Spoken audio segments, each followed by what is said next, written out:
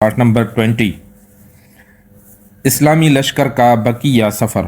اس کے بعد رسول اللہ صلی اللہ علیہ وآلہ وسلم نے زعفران سے آگے بڑھے اور چند پہاڑی موڑ سے گزر کر جنہیں اسافر کہا جاتا ہے ویت نامی ایک آبادی میں اترے اور حنان نامی پہاڑ نما تودے کو دائیں ہاتھ چھوڑ دیا اور اس کے بعد بدر کے قریب نزول فرمایا۔ یہاں پہنچ کر رسول اللہ صلی اللہ علیہ وسلم نے اپنے رفیق غار حضرت ابو بکر رضی اللہ تعالی عنہ کو ہمراہ لیا اور خود فراہمی اطلاع کے لیے نکل پڑے۔ ابھی دور ہی سے مکی لشکر کے کیمپ کا جائزہ لے رہے تھے کہ ایک بوڑھا عرب مل گیا۔ رسول اللہ صلی اللہ علیہ وآلہ وسلم نے اس سے قریش اور محمد اور اصحاب محمد کا حال دریافت کیا۔ دونوں لشکروں کے متعلق پوچھنے کا مقصد یہ تھا کہ آپ صلی اللہ علیہ وسلم کی شخصیت پر پڑا رہے، لیکن بڈھے نے کہا جب تک تم لوگ یہ نہیں بتاؤ گے کہ تمہارا تعلق کس قوم سے ہے میں بھی کچھ نہیں بتاؤں گا۔ رسول اللہ صلی اللہ علیہ وآلہ وسلم نے فرمایا جب تم ہمیں بتا دو گے تو ہم بھی تمہیں بتا دیں گے۔ اس نے کہا اچھا تو یہ اس کے بدلے ہے؟ آپ نے فرمایا ہاں۔ اس نے کہا مجھے معلوم ہوا ہے کہ محمد اور ان کے ساتھی فلاں روز نکلے ہیں، اگر مجھے بتانے والے نے صحیح بتایا تو آج وہ لوگ فلاں جگہ ہوں گے، اور ٹھیک اس جگہ کی نشاندہی کی جہاں اس وقت مدینے کا لشکر موجود تھا۔ اور مجھے یہ بھی معلوم ہے کہ قریش فلاں دن نکلے ہیں، اور اگر مجھے خبر دینے والے نے صحیح خبر دی ہے تو آج وہ فلاں جگہ ہوں گے، اور ٹھیک اسی جگہ کا نام لیا جہاں اس وقت مکے کا لشکر تھا۔ جب بوڑھا اپنی بات کہہ چکا تو بولا اچھا اب یہ بتاؤ کہ تم دونوں کس سے ہو؟ رسول اللہ صلی اللہ علیہ وآلہ وسلم نے فرمایا ہم لوگ پانی سے ہیں، اور یہ کہہ کر واپس چل پڑے۔ بوڑھا بکتا رہا پانی سے ہیں کیا عراق کے پانی سے ہیں؟ اس روز شام کو آپ نے دشمن کے حالات کا پتہ لگانے کے لیے نئے سرے سے ایک جاسوسی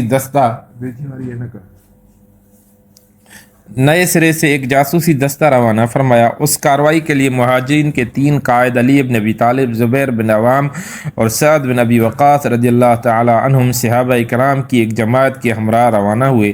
یہ لوگ سیدھے بدر کے چشمے پر پہنچے۔ وہاں 2 غلام مکی لشکر کے لیے پانی بھر رہے تھے، انہیں گرفتار کر لیا اور رسول اللہ صلی اللہ علیہ وآلہ وسلم کی خدمت میں حاضر کیا۔ اس وقت آپ نماز پڑھ رہے تھے۔ صحابہ نے ان دونوں سے حالات دریافت کیے۔ انہوں نے کہا ہم قریش کے سقے ہیں، انہوں نے ہمیں پانی بھرنے کے لیے بھیجا ہے۔ قوم کو یہ جواب پسند آیا۔ انہیں توقع تھی کہ یہ دونوں ابی سفیان کے آدمی ہوں گے، کیونکہ ان کے دلوں میں اب بھی بچی کھچی آرزو رہ گئی تھی کہ قافلے پر غلبہ حاصل ہو۔ چنانچہ صحابہ نے ان دونوں کو ذرا سخت پٹائی کر دی اور انہوں نے مجبور ہو کر کہہ دیا کہ ہاں ہم ابو سفیان کے آدمی ہیں۔ اس کے بعد مارنے والوں نے ہاتھ روک لیا۔ رسول اللہ صلی اللہ علیہ وآلہ وسلم نے نماز سے فارغ ہوتے ہوئے تو ناراضگی سے فرمایا جب ان دونوں نے صحیح بات بتائی تو آپ لوگوں نے پٹائی کر دی، اور جب جھوٹ کہا تو چھوڑ دیا۔ خدا کی قسم ان تو انہوں نے صحیح کہا تھا، یہ قریش کے آدمی ہیں۔ اس کے بعد آپ صلی اللہ علیہ وآلہ وسلم نے ان دونوں غلاموں سے فرمایا اچھا اب مجھے قریش کے متعلق بتاؤ۔ انہوں نے کہا یہ ٹیلا جو وادی کے آخر دہانے پر دکھائی دے رہا ہے قریش اسی کے پیچھے ہیں۔ آپ نے دریافت فرمایا لوگ کتنے ہیں؟ انہوں نے کہا بہت ہیں۔ آپ نے پوچھا تعداد کتنی ہے؟ انہوں نے کہا ہمیں معلوم نہیں۔ آپ نے فرمایا روزانہ کتنے اونٹ ذبح کرتے ہیں؟ انہوں نے کہا ایک دن 9 اور ایک دن 10۔ آپ نے فرمایا تب تو لوگوں کی تعداد 900 اور 1000 کے درمیان ہے۔ پھر آپ نے پوچھا ان کے اندر معززین قریش میں سے کون کون ہیں؟ انہوں نے کہا کہ ربیعہ کے دونوں صاحبزادے عتبہ اور شیبہ، اور ابو البختری بن ہشام، حکیم بن حزام، نوفل بن خویلد، حارث بن عامر، طعیمہ بن عدی، نظر بن حارث، زمع بن اسود، ابو جہل بن ہشام، امیہ بن خلف اور مزید کچھ لوگوں کے نام گنوائے۔ رسول اللہ صلی اللہ علیہ وسلم نے صحابہ کی طرف متوجہ ہو کر فرمایا مکہ نے اپنے جگر کے ٹکڑوں کو تمہارے پاس لا کر ڈال دیا ہے۔ باران رحمت کا نزول۔ اللہ عز و جل نے اسی رات ایک بارش نازل فرمائی جو مشرکین پر موسلادھار برسی اور ان کی پیش قدمی میں رکاوٹ بن گئی، لیکن مسلمانوں پر فوارہ بن کر برسی اور انہیں پاک کر دیا۔ شیطان کی گندگی یعنی بزدلی دور کر دی اور زمین کو ہموار کر دیا۔ اس کی وجہ سے ریت میں سختی آ گئی اور قدم ٹکنے کے لائق ہو گئے، قیام خوشگوار ہو گیا اور دل مضبوط ہو گئے۔ اس کے بعد رسول اللہ صلی اللہ علیہ وسلم نے اپنے لشکر کو حرکت دی تاکہ مشرکین سے پہلے بدر کے چشمے پر پہنچ جائیں اور اس پر مشرکین کو مسلط نہ ہونے دیں۔ چنانچہ عشاء کے وقت آپ صلی اللہ علیہ وسلم نے بدر کے قریب ترین چشمے پر نزول فرمایا۔ اس موقع پر حضرت حباب بن منظر نے ایک ماہر فوجی کی حیثیت سے دریافت کیا کہ یا رسول اللہ صلی اللہ علیہ وآلہ وسلم، کیا اس مقام پر آپ اللہ کے حکم سے نازل ہوئے ہیں کہ ہمارے لیے اس سے آگے پیچھے ہٹنے کی گنجائش نہیں، یا آپ نے اسے محض ایک جنگی حکمت عملی کے طور پر اختیار فرمایا ہے؟ آپ نے فرمایا یہ محض جنگی حکمت عملی کے طور پر ہے۔ انہوں نے کہا یہ مناسب جگہ نہیں ہے، آپ آگے تشریف لے چلیں اور قریش کے سب سے قریب جو چشمہ ہے اس پر پڑاؤ ڈالیں، پھر ہم بقیہ چشمے پاٹ دیں گے اور اپنے چشمے پر حوض بنا کر پانی بھر لیں گے۔ اس کے بعد ہم قریش سے جنگ کریں گے تو ہم پانی پیتے رہیں گے اور انہیں پانی نہ ملے گا۔ رسول اللہ صلی اللہ علیہ وآلہ وسلم نے فرمایا تم نے بہت ٹھیک مشورہ دیا، اور اس کے بعد آپ لشکر سمیت اٹھے اور آپ کوئی آدھی رات گئے دشمن کے سب سے قریب ترین چشمہ پر پہنچ کر پڑاؤ ڈال دیا۔ پھر صحابہ کرام نے حوض بنایا اور باقی تمام چشموں کو بند کر دیا۔ مرکزی قیادت۔ صحابہ کرام چشمے پر پڑاؤ ڈال چکے تھے تو حضرت سعد بن معاذ رضی اللہ تعالیٰ عنہ نے یہ تجویز پیش کی کہ کیوں نہ مسلمان آپ کے لیے ایک مرکز قیادت تعمیر کر دیں تاکہ خدا نہ خواستہ فتح کے بجائے شکست سے دوچار ہونا پڑ جائے یا کسی اور ہنگامی حالت سے سابقہ پیش آ جائے تو اس کے لیے ہم پہلے ہی چنانچہ انہوں نے عرض کیا اے اللہ کے نبی، کیوں نہ ہم آپ کے لیے ایک چھپر تعمیر کر دیں جس میں آپ تشریف رکھیں گے اور ہم آپ کے پاس آپ کی سواریاں بھی مہیا رکھیں گے، اس کے بعد اپنے دشمن سے ٹکر لیں گے۔ اگر اللہ نے ہمیں عزت بخشی اور دشمن پر غلبہ فتح فرمایا تو یہ وہ چیز ہوگی جو ہمیں پسند ہے، اور اگر دوسری صورت پیش آ گئی تو آپ صلی اللہ علیہ وسلم سوار ہو کر ہمارے قوم کے ان لوگوں کے پاس جا رہیں گے جو پیچھے رہ گئے۔ در حقیقت آپ صلی اللہ علیہ وسلم کے پیچھے اے اللہ کے نبی ایسے لوگ رہ گئے ہیں کہ ہم آپ کی محبت میں ان سے بڑھ کر نہیں۔ اگر انہیں یہ اندازہ ہوتا کہ آپ صلی اللہ علیہ وسلم جنگ سے دوچار ہوں گے تو وہ ہرگز پیچھے نہ رہتے۔ اللہ ان کے ذریعے آپ صلی اللہ علیہ وسلم کی حفاظت فرمائے، وہ آپ کے خیر خواہ ہوں گے اور آپ کے ہمراہ جہاد کریں گے۔ اس پر رسول اللہ صلی اللہ علیہ وآلہ وسلم نے ان کی تعریف فرمائی اور ان کے لیے دعائے خیر کی، اور مسلمانوں نے میدان جنگ کے شمال مشرق میں ایک اونچے ٹیلے پر چھپر بنایا جہاں سے پورا میدان جنگ دکھائی پڑتا تھا۔ پھر آپ صلی اللہ علیہ وسلم کی اس مرکز قیادت کی نگرانی کے لیے حضرت سعد بن معاذ رضی اللہ تعالیٰ عنہ کی کمان میں انصاری نوجوانوں نے ایک دستہ منتخب کر دیا گیا۔ لشکر کی ترتیب اور شب گزاری۔ اس کے بعد رسول اللہ صلی اللہ علیہ وسلم نے لشکر کی ترتیب فرمائی اور میدان جنگ میں تشریف لے گئے۔ وہاں آپ صلی اللہ علیہ وسلم اپنے ہاتھ سے اشارہ فرماتے جا رہے تھے کہ یہ کل فلاں کی قتل گاہ ہے انشاءاللہ، اور یہ کل فلاں کی قتل گاہ ہے انشاءاللہ۔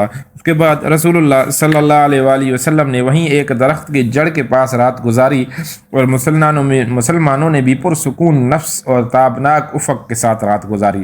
ان کے دل اعتماد سے پر تھے اور انہوں نے راحت اور سکون سے اپنا حصہ کیا۔ انہیں یہ توقع تھی کہ صبح اپنے آنکھوں سے اپنے رب کی بشارتیں دیکھیں گے۔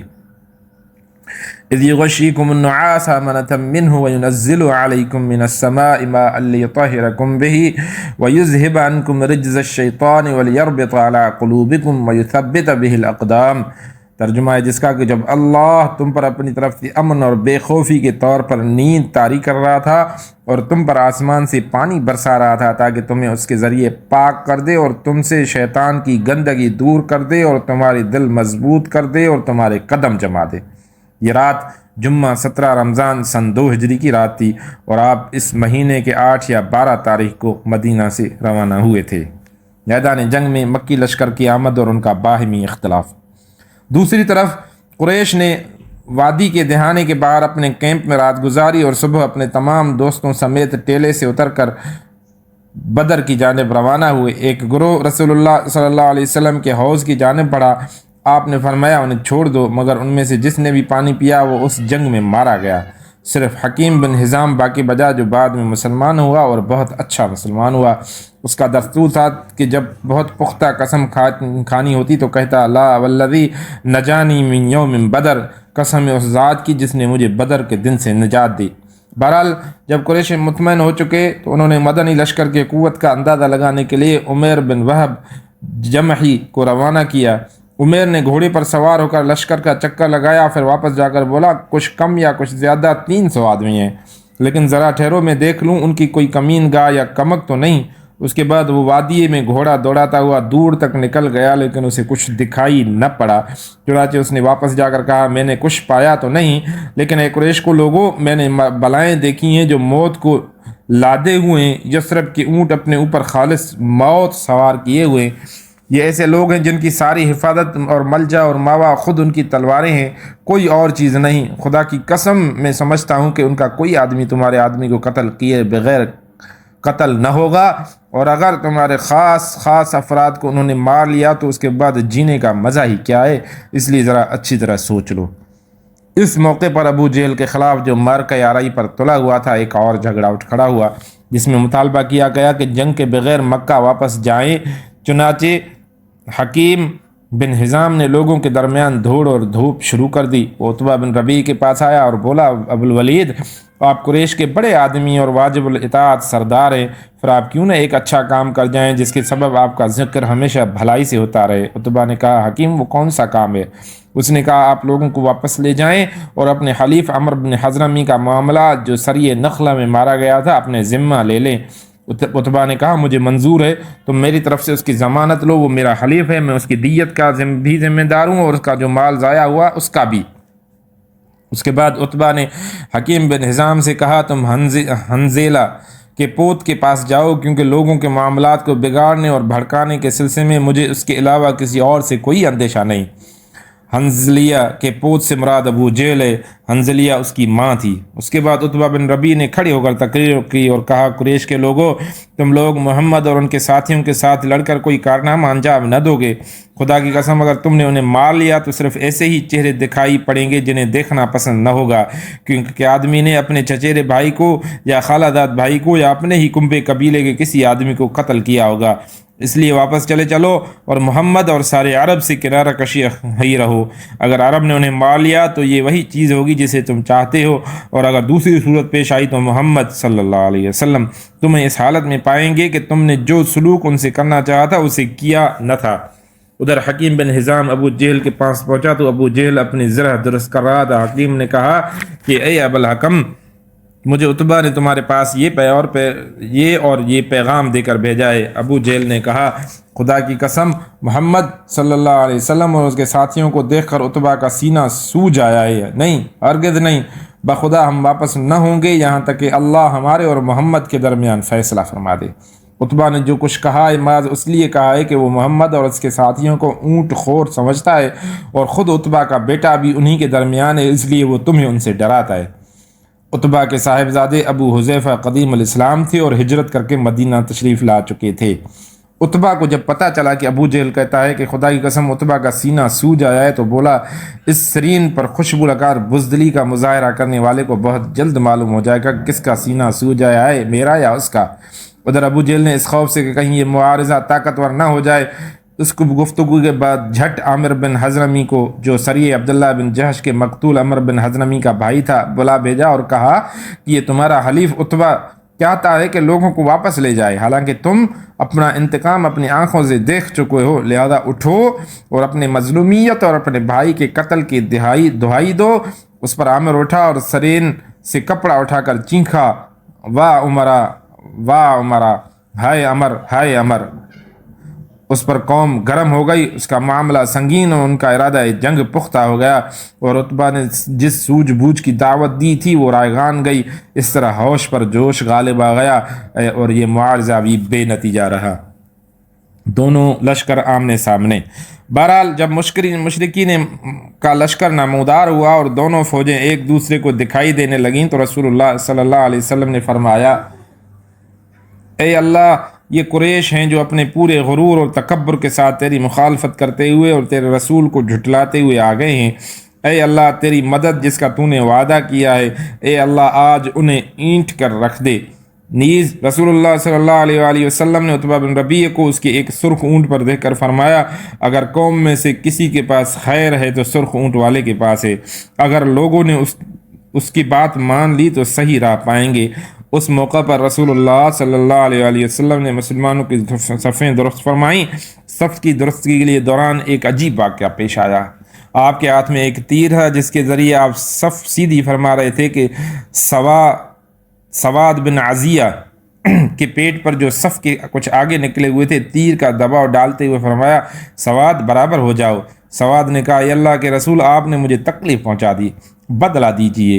آپ صلی اللہ علیہ وسلم نے اپنا پیٹ کھول دیا اور فرمایا بدلہ لے لو۔ سواد آپ سے چمٹ گئے اور آپ کے پیٹ کا بوسہ لینے لگے۔ آپ نے فرمایا سواد اس حرکت پر تمہیں کس بات نے آمادہ کیا؟ انہوں نے کہا اے اللہ کے رسول جو کچھ درپیش ہے آپ دیکھ ہی رہے ہیں، میں نے چاہا کہ ایسے موقع پر آپ سے آخری معاملہ یہ ہو کہ میری جلد آپ کی جلد سے وہ چھو جائے۔ اس موقع پر رسول اللہ صلی اللہ علیہ وسلم نے ان کے لیے دعائے خیر فرمائی۔ پھر جب صفیں درست کی جا چکیں تو آپ نے لشکر کو ہدایت فرمائی کہ جب تک اسے آپ کے آخری احکام موصول نہ ہو جائیں جنگ نہ شروع کریں۔